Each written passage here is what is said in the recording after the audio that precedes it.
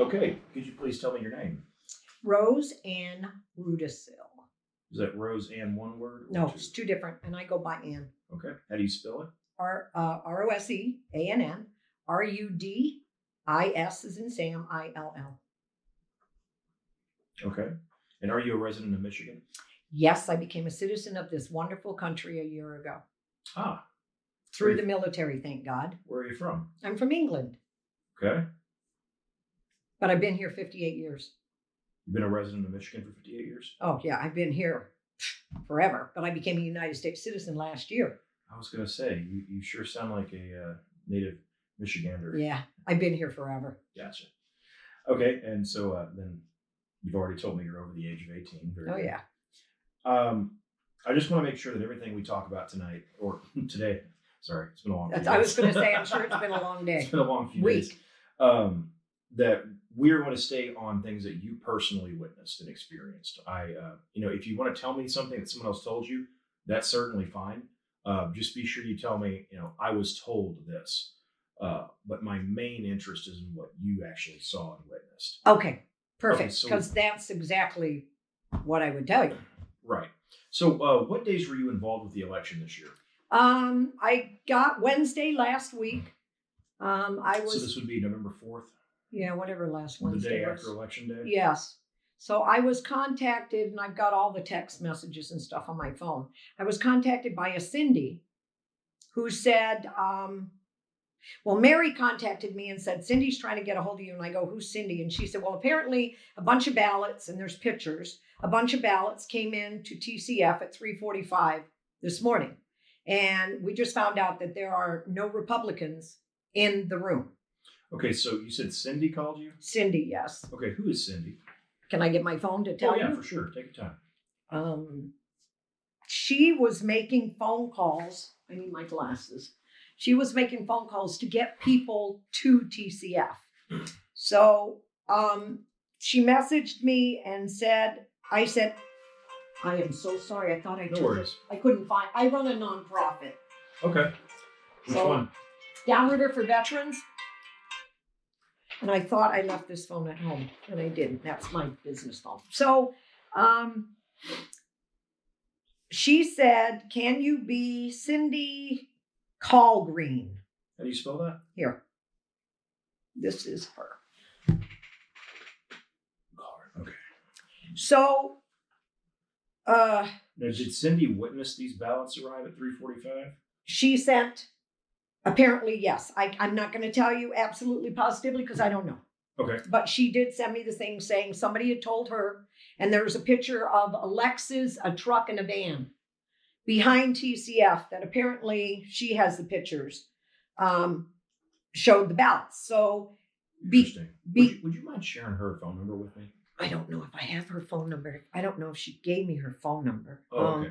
Everything was in Messenger. Hang on. Okay. I would really like to talk to her. Let me see.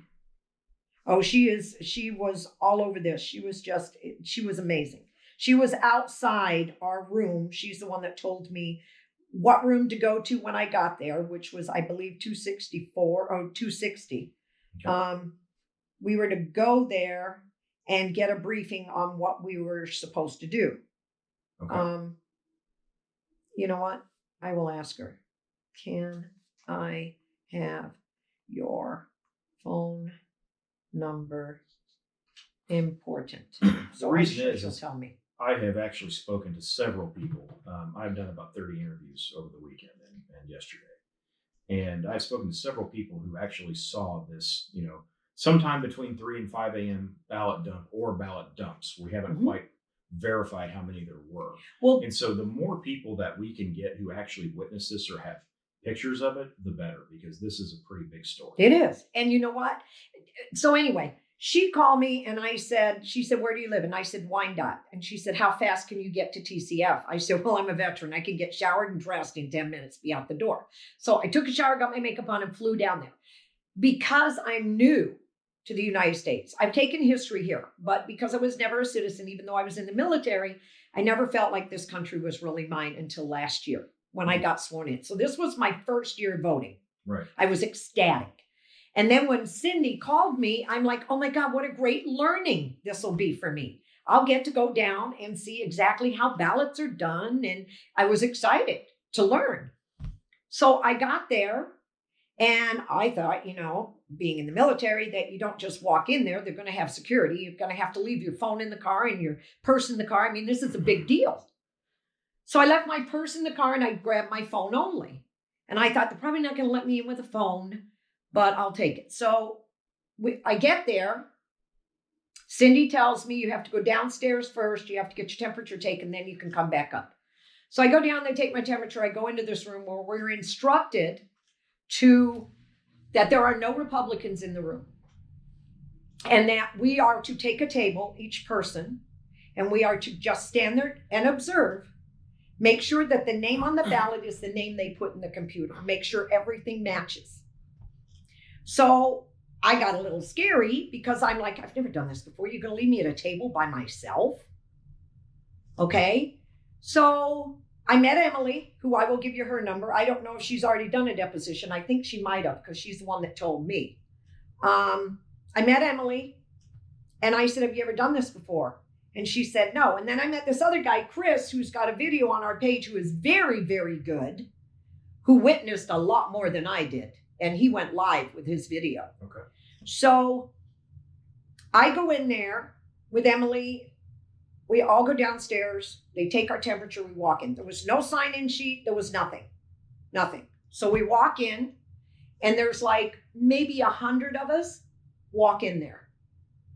So we get in there, and I'm like, I got to follow somebody. I'm going to have to stand by somebody because I don't know what I'm doing, and I'm not going to look like an idiot. So I go over to table one. There was a girl there named Robin. I wish to God I would have got her phone number. She's an attorney. Let me stop you right quick. Okay. What time did you actually get there on the 4th? Probably about 10 after 9. Okay. So I go over to this table and I introduce myself to this woman that's standing there, a younger woman. She's an attorney. And I said, have you done this before? She goes, absolutely. And I said, can I stand by you and watch it? That no sooner happened and somebody came over and said, split it up. Split it up. Two of you cannot be at the table. And I'm going, we don't care. There's one per table. So I look at her and I go, and the guy goes, I'm not going to tell you again. Okay. He goes, there's nobody at that table. You go over there. It was not a Republican. So I go over to the table and I'm standing there and I'm going, I have no idea what I'm looking at. So I guess basically all I can really do Was there anything happening at the table? They were doing ballots. Mm-hmm. All the tables were doing ballots.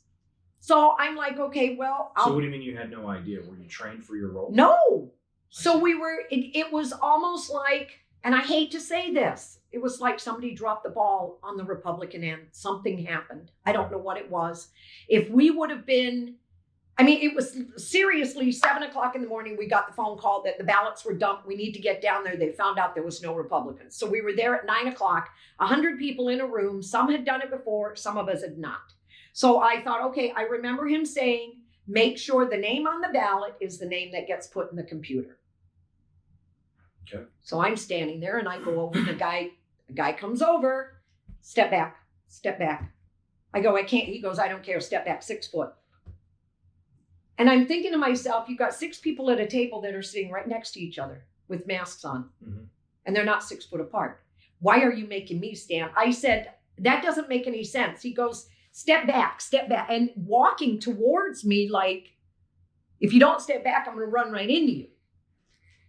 So I step back and I'm thinking to myself, this is ridiculous. This is stupid. I can't do this. So I go to find somebody. I go back and I talk to Robin. I go, Robin. She goes, what? I go, I don't understand what they're doing. I said, I can't see that paperwork, that teeny writing from 6 foot away. She goes, I know. She said, this is what they've told us to do. Write down anything you see that you don't think is correct.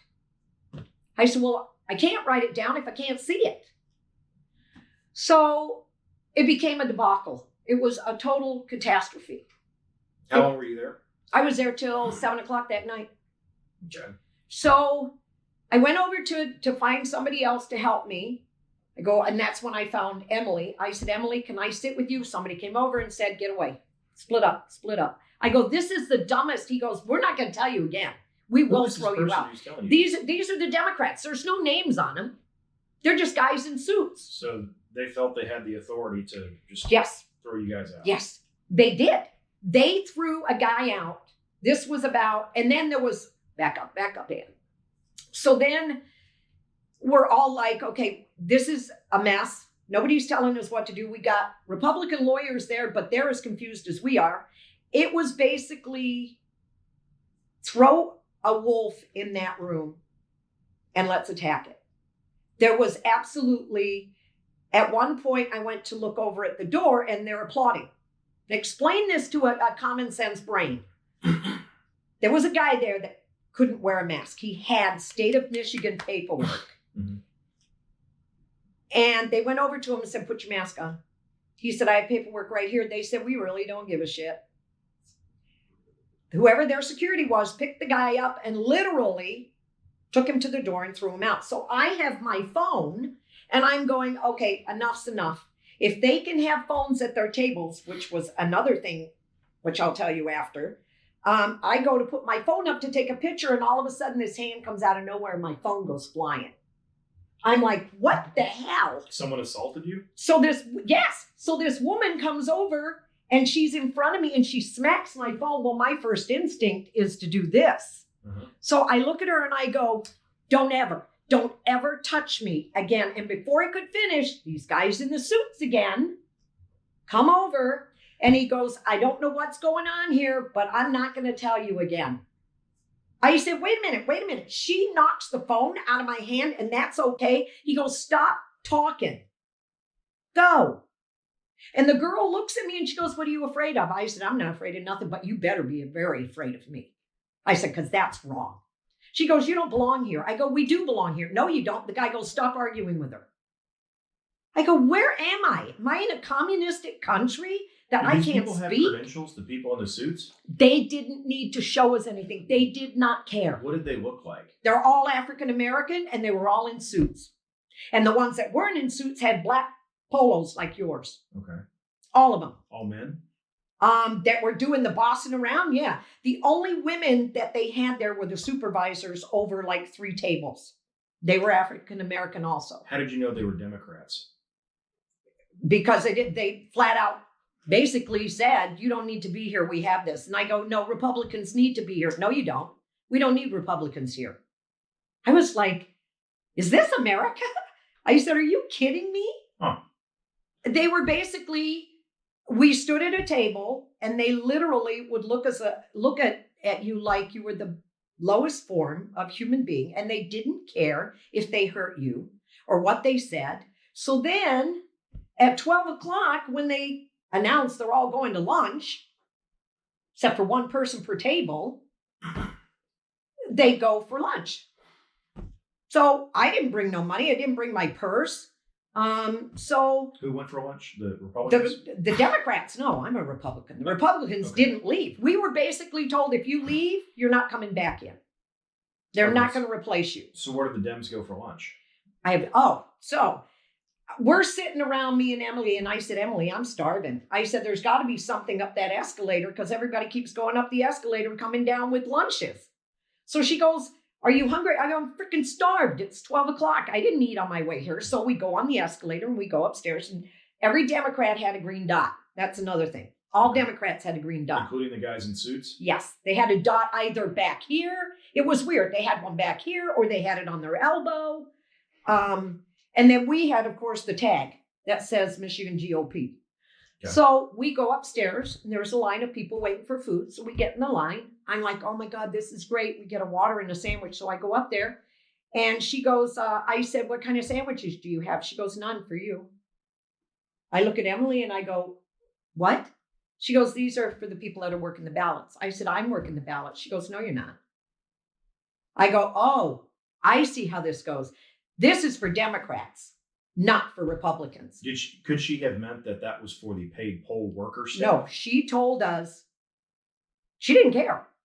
I said, we're hungry. We've been here. We're manning tables. But you were a poll challenger, right? Yes. So you were a volunteer. Yes. Could that have been catering that was reserved for the paid staff, the people who were sitting at the tables? ballots. You know what? I'm not going to say yes or no to that. I'm just saying the way they treated us was like, we don't care if you're falling down diabetic. We're not giving you anything. I see. So I said, Emily and I looked at each other and I said, oh my God. And I said, you know what? There is a coffee thing over there. I said, and it's out of everybody's way. Maybe we can sneak over and at least get a cup of coffee because I'm starting to get a headache from not eating. So we went over and snuck some coffee and left and went right back down. So then 4 hours, nothing. 4 hours, nothing happened. Nothing. You mean no ballots were counted? No. And I don't. Starting about when? About noon when they went to lunch. They didn't come back. It was like we were walking around talking to each other going, what is going on? And we're like, I don't know. Even our attorneys didn't know. Everybody's like, why are they not counting ballots? Where is everybody? Where did they go? It was like, obviously, I'm speculating, but they had to be somewhere. And we were waiting for the military votes, is what we were told to watch for, because they don't get put on the same paper that goes in the machine. So from noon to 4, there's no ballots being tabulated? No. And nobody's in the place? Oh, yeah, there's one Democrat at every single table and us standing around. How many Republicans are at the tables? There was no Republican at a table. Standing at a table, we were. We all were assigned to stand at a table. There were no Republicans sitting at the table. They were all Democrats. My understanding is that the people who sat at the tables were the paid staff, the Yes. paid poll workers. Yes. And then you have Dem challengers, independent challengers who could be with an NGO that is left or right leaning. You know, I think some were there with the Election Integrity Fund, which is kind of a conservative affiliate organization. And then I'm also told you had other guys with like Black Lives Matter or the SEIU or the ACLU or whoever that were not really Democrats, but they're independent, you know, obviously liberal leaning. I have a video. They were stuck outside. Who? These non-biased. The nonpartisan? Yeah, they were stuck outside. And so were we. We got told at about 4:00 that there was an announcement made that there were too many people in the room and that if we left, you will not be allowed back in and nobody will be allowed to take your place. So it doesn't take a rocket scientist to figure out what you're doing. Did they tell the Dems that? No, they made the announcement. So none of us, and this was sad because. And this is crucial. They Yeah. only told Republicans, if Yeah. you leave, you can't come in. Yeah. Did anybody say, hey, what about them? No. I don't know how to explain this to you. You couldn't talk to them. You couldn't say anything. They didn't care. I mean, they flat out, it was like, you have no authority in this room. So just shut up or we'll throw you out. The ones that left to go get something to eat did not know they weren't going to be allowed back in. So half of our group left to go get something to eat and got stuck outside. So that was when a group of us watched this poor kid. I wish I would have got his name and number. He was trying to challenge a ballot. And he got maybe. What did he look like? He was a young kid. Kind of looked like you. Okay. And he was on the far side of the room and you could hear the ruckuses going on. And I'm going, what the heck's going on over there? So Emily and I go over and this poor kid is trying to look over this person's shoulder to see what they're doing. And all of a sudden, out of nowhere, a group of people show up and they blocked him. So he would like move this way. They blocked his view? Yeah, he would move this way. They got in front of him. He would move this way. They got in front of him. And there was like 4 of them.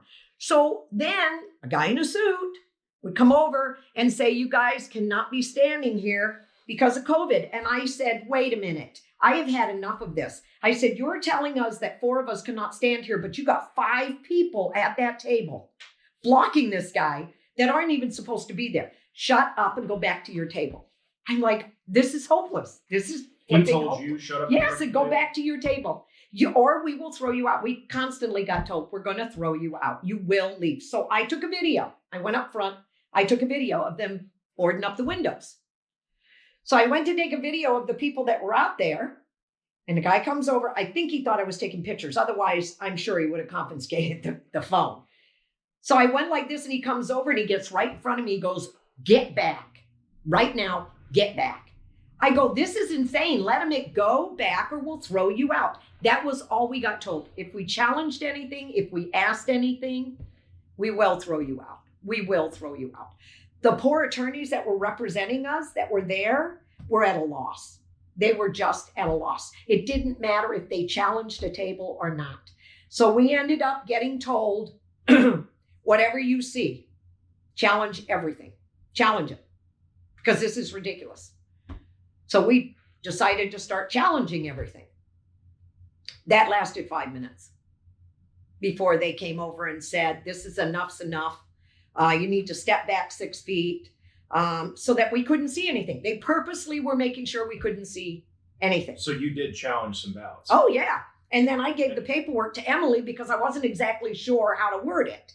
So Emily documented a ton, and we gave it to, she knows who they gave it to. They gave it to one of the attorneys for the Republicans. Well, were your challenges ever entered into the challenge book by the state? No, that's why we had to write it on paper, because they wouldn't let us do anything. They wouldn't let us. They wouldn't even accept your challenges. No. They wouldn't let us look at the books. Well, that's the whole point of the whole challenge being there.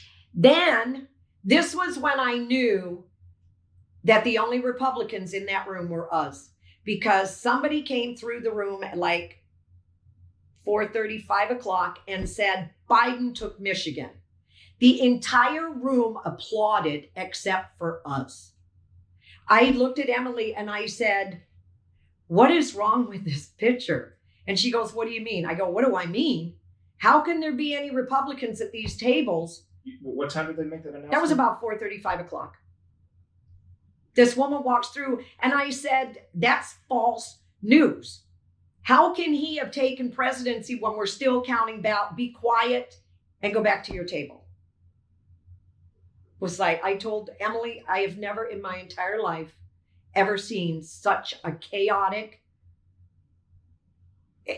I'm serious. If you would have passed out in that room, they would have done nothing. When somebody got thrown out, the entire room applauded. They all applauded. I said, what is this? We have pictures. You tell me what is legal, because I was in the military. How can you sit at a table with something as vital as a ballot, with your phone on the table, your water on the table, and your purse next to you? Why is that purse there? That purse should not be allowed in that room. We caught one woman picking up ballots. Emily and I followed her. She picked up ballots from somewhere, and we were talking. I said, Emily, check that out. And she goes, what? I go, that woman just got ballots from somewhere. She's got a whole handful. So she goes, where's she going? I go, I have no idea. So we're following her. And she goes, she's got a huge red purse, bigger than this, bigger than mine, on her shoulder. I said, tell me what's wrong with this picture. Why do they have purses in here? They shouldn't have anything. There should have been a security thing you go through. What was she doing? She picked up empty ballots? No, envelopes with ballots in them. So we're like, where's she going? She goes back to her table. We lost her for a second because people got in our way. And then we found her back at her table. She had about this many ballots on her table and she was sitting on her purse. I said to Emily, I got a gut on her purse. On her purse. I said, I got a gut feeling those ballots are in her purse. She goes, I'm going to get one of the challengers or one of the supervisors to go over, one of the attorneys. Goes over and talks to her, and before he could finish his conversation, there were 3 Democrats. Doing what? Just telling him there's no need for you to be over here. She's doing what she's supposed to be doing. You need to just leave it alone. I was like, we don't have any power. Were you prevented from doing your job as a poll challenger? Oh, heck yes. Do you feel that they were trying to intimidate people? They were. We walked out of there at 7 o'clock because I wanted to leave before I was parked on the roof. I said, I am so concerned with the anger in this room. I am leaving before it's dark. I just am. And I carry. I'm not afraid. We were so intimidated when Emily and I walked out of that room and ran into a Danish news reporter. Before we ran into her, both of us had a meltdown. I started crying. She started crying. I said, I'm so glad I'm not the only one, even now. She said, I have never in my entire life. I said, how do you think I feel? This is my first year being a citizen. I thought this was going to be a learning experience. This is the biggest debacle I have ever seen in my life. I said, you know what? I don't give a, excuse me for cussing, but I don't give a shit if Biden won. If it's correct, if it's real. And right now, I don't think it's real. Why are they so worried about us challenging ballots? Why are they more concerned at us even looking at the table?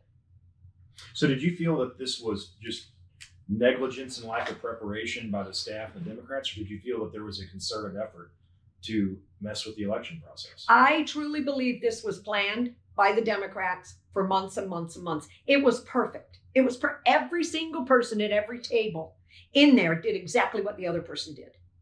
And they were all told there are enough. It was almost like they were told there are enough of us Democrat supervisors here. You guys just stay seated. Don't say nothing. We'll take care of it. And they did. You went to challenge a table. Nobody at that table really said anything. Here they come. They were like eyes on us, every one of us. There was like 5 of them were watching you. And the minute we would challenge something, they would come over. So you mentioned a couple of times that you were in the military. Yeah. What did you do in the military? I cut the orders to bring the guys home from Vietnam. Okay. I was injured in Vietnam. I was stationed in Colorado Springs. Which branch? Air Force. Okay. As a matter of fact, I had my Air Force hat on that day. And I was told, the lady that knocked the phone out of my hand, she was lucky. I told her, I will never forget your face. She just came at me and she said, you're not military. You don't belong in here. I said, stop talking to me. She goes, no, I'm not going to stop talking to you. You don't need to be here. Why are you worried about it? I go, why are you worried about it? Why are you guys so afraid of us watching you? If you're not doing anything wrong, why can't we watch the ballot process? And then a guy would come over and go, get away, stop talking to her. It was like they knew who was who in that room. It was horrible. I learned nothing except for the fact that it was the most crooked thing I have ever seen in my entire life, and I would swear to oath on it. It was not right. How can you tell me this is fair when somebody says Biden took Michigan and the entire room applauds? What does that tell you? It should have been half applaud and half should have gone boo. Number one. And number two, how can something be so vital that an idiot can walk through a room and say Biden took Michigan during a process of counting ballots? Then they brought out the military ballots, probably about 4, and they put on a table down the middle of the room, and we were told to watch them. We didn't really know what we were doing, but we were told to watch them. So we stood there along with, now there were some Democrats. I don't know who they were. They just had green dots that were like yuppies. And they would stand next to us and stare at us like to intimidate us. Well, you can't intimidate me, but I'm shocked. I'm just appalled. So then we were told, follow the ballots to the table. Make sure when they transfer it, listen to them. This is how it was supposed to be. This person, we were told, you've got a Democrat and a Republican at a table. It's the proper way. They pull the military ballot out of the envelope. They open it up. Here is the ballot that's going to go into the machine. They transpose this to this. John Smith, this person writes it. President Trump. We were supposed to watch that to make sure it happened.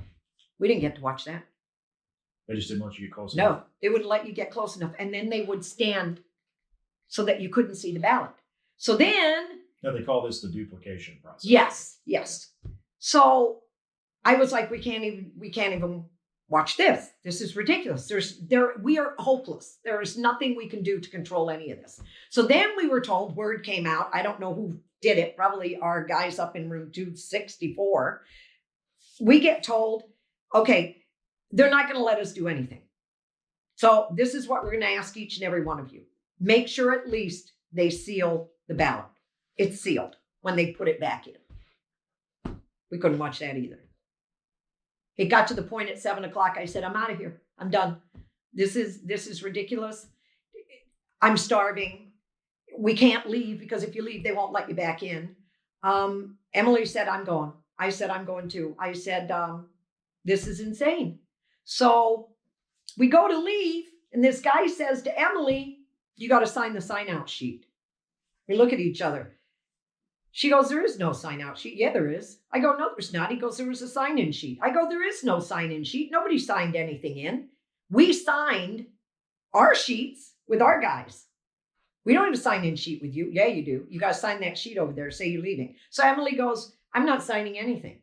And why do I have to sign it? Because we don't want you to turn around an hour later and say we fudged up the ballots.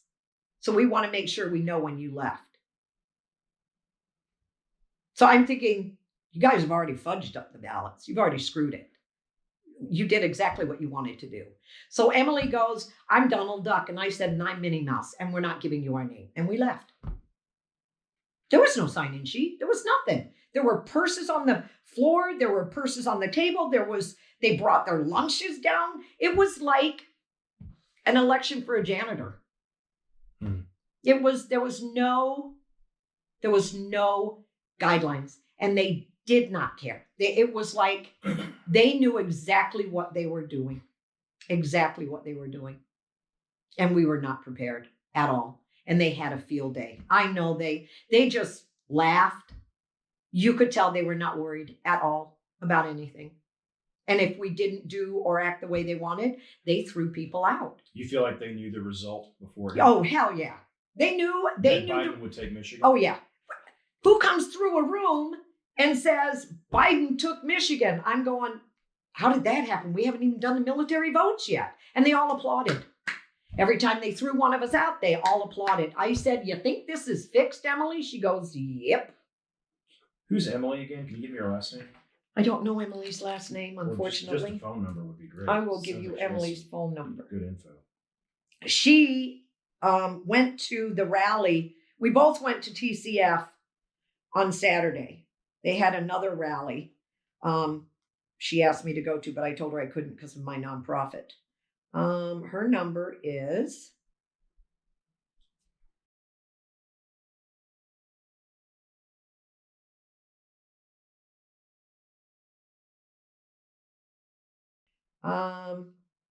this is from, have you heard of Stephanie Ann?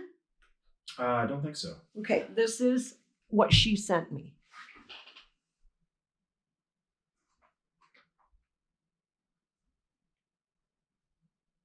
Oh yeah, I think the state party is taking some depositions or something. Okay, so there's we've got a lot of contacts.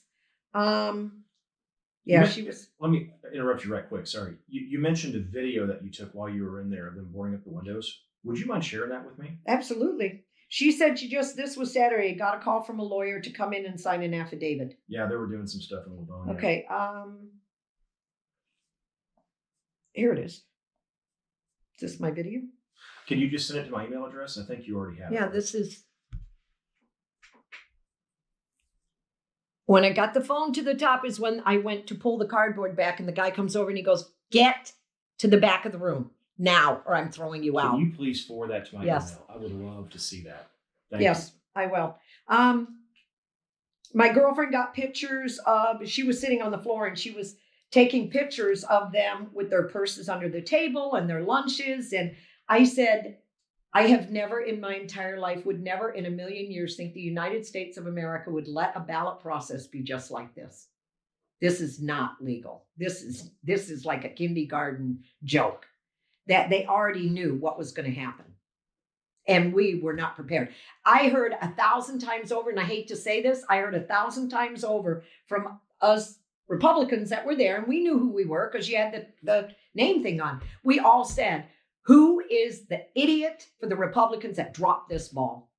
Who dropped this ball? By dropping the ball, you mean not being prepared? We were not level of 137 of us showed up that had never done this before in our life, from an urgent call at 7:00 that morning saying, if you take an oath to the United States, get down here, because there are no Republicans watching these tables. It was like they had either somebody lied to them and said, and they didn't know until it actually opened up.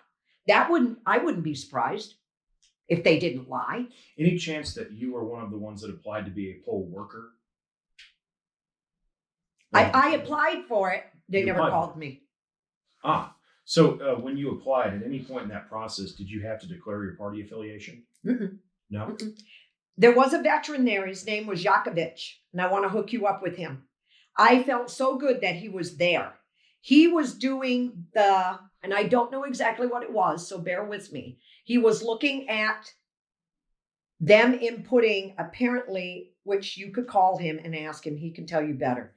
But he was at the main station computer for looking on the computer. Mhm. There was a Republican and a Democrat. Yes, right there.